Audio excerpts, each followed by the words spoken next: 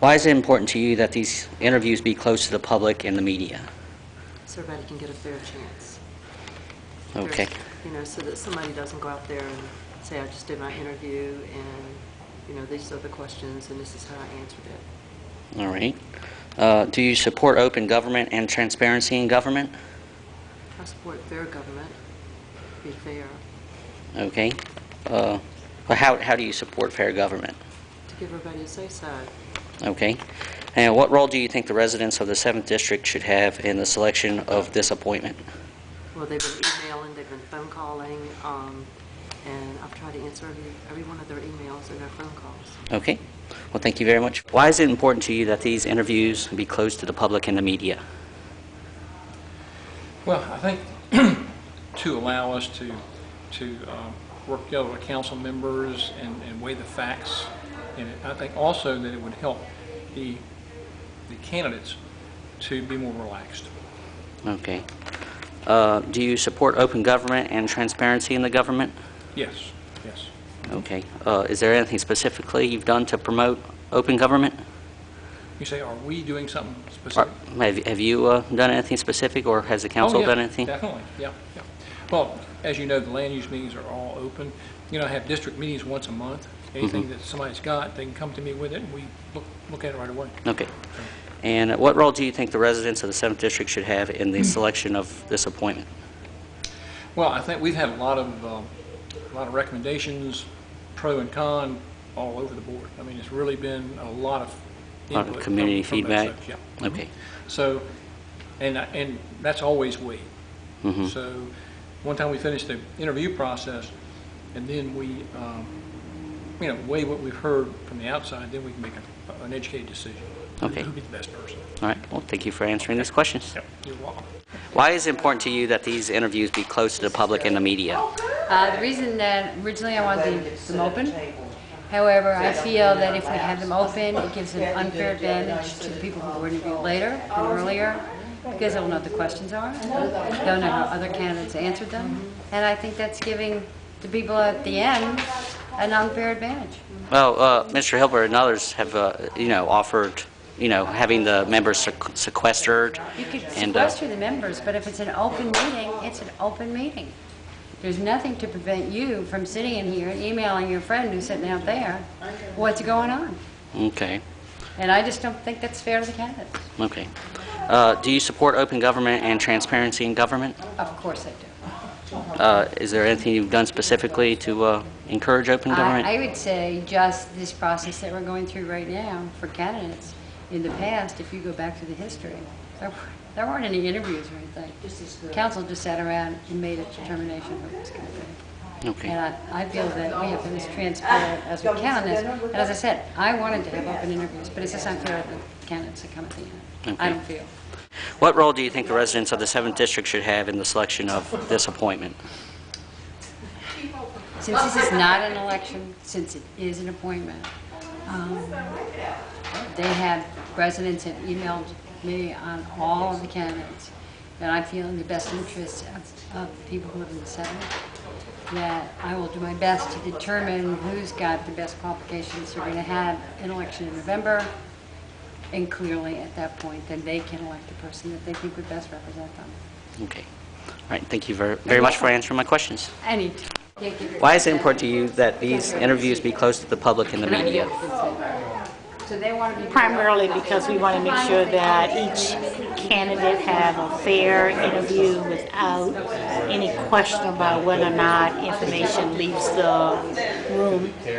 You know, we've got high tech today, and so it's really challenging, and it's very important that even the council members, make sure that we are not transferring any information. Do you support open government and transparency in government? I think I was probably one of the only candidates, one of the only members of the city council that passed an ordinance introduced to make sure that we had transparency in our government. What ordinance was that? What did it deal with? Well, it had to do a lot with the commissions that were being set up, and were having private meetings, and there were no notes being taken, and nobody knew exactly what was happening in the commissions. And What role do you think the residents of the 7th District should have in the selection of this appointment? well, I think that all of the residents should feel the liberty to call us and to send us information as it relates to the candidates and to express their opinion, but they also need to understand that this is an appointment and that in November there will be an election, and they need to be engaged at the present time and plan to, get out to the poll and make their votes count, because this is an appointment that council will have to make in the interim. Unfortunately, it's a long period of time, and I do think that that's a disadvantage for the district to not have a choice to make a decision on this candidate for this length of time that the interim is going to be serving. I came in city government the same way as at the time when the seat was vacated, and there was an interim that was appointed that did not. That was not eligible for election. Made a commitment that he would not run. Okay. Yes. And do you all anticipate to make a decision today? The formal decision will be made at City Council on Monday. So you won't know who the selection is? We're not going to vote on the candidates today. Okay. That will be done in the public. But how will you? Will the candidate be there that you all have Well, I would selected? assume that the Or will they clerk's all- office will all be notify there? him. I would assume that the clerk's office is going to notify them. When will that decision be made? At the As informal to, session? So your selection? No, I would assume that the vote would have to take place during the official council meeting, because this is an official act of council. But when will the clerk's office know to call the person who's been selected? She would know that, I would assume, after this meeting, unless something happens today that we feel like we can't make that decision. But the clerk's office will put the notification out to the candidates, and they will be told during the interview process that we will vote on this on Monday. Okay. All right. Thank you very much for your time. Why is it important to you that these interviews be closed to the public and the media? I'd rather they not. I don't see any reason why they need to be closed. But you voted with the majority. Because I didn't care one way or another, except the logic was clear that those at the end of the interview line might benefit from those who are at the beginning of the line if their supporters are here and they're text messaging all that's going on from the beginning to the end. There are advantages, therefore, given to those at the end of the line that we may not want to provide those advantages to. Okay, that seems to be a consistent message of the council. Is that fair? When I ask that question, that's what you all seem to think. Yeah, that's true. All right. Do you support open government and transparency in government? I certainly do. Okay. Have you done anything to promote transparency in government? Well, I have called for a review of our rules, council rules, when we have our retreat, whenever that is scheduled to be done. I've been a complainant myself of the fact that the rules say we give public information period 30 minutes. But for the longest time, we were only allowing 3 minutes for 6 people. That's only 18 minutes. Yeah. You owe the public 12 minutes every meeting. That's right. Mr. Hatch has made some very good arguments about when people are allowed to speak and how long and where in the agenda.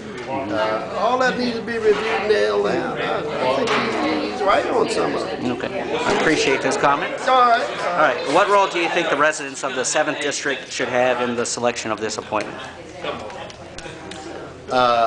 They should weigh in whatever means they see fit. However, it's a city council decision. I don't know that all of us need to have gone over there to hold a forum.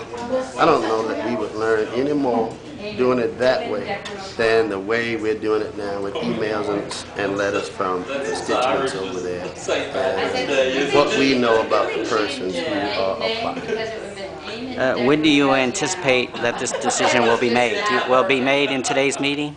I'm hoping it will be made next Monday. Okay, well, However, there will be a ranking today, and I don't know when the compilation of that ranking will take place. okay. So how will, That happens tonight, and we should not act on whatever is the result of that compilation. So we should rank and get out. so will all the candidates be there on Monday? You anticipate them all being there, or will only the selected Certainly are candidates? welcome to be there. Okay. Now, I'm told that we will take the top 3 out of today's ranking. Okay. Is that to be done in private or public? I didn't get the memo. Okay. Well, thank you very much for